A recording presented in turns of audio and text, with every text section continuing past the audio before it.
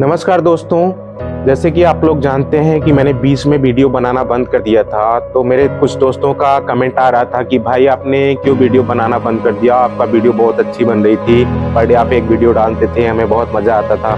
तो दोस्तों उस टाइम मैं रिप्लाई भी नहीं कर पाया, किसी को बता भी नहीं पाया मेरे साथ क्या क्या हुआ।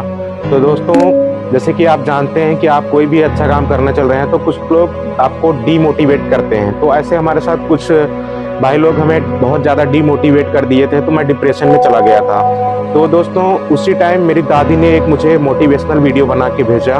वो वीडियो देखते ही दोस्तों मैंने कंटिन्यू फिर काम करना स्टार्ट कर दिया।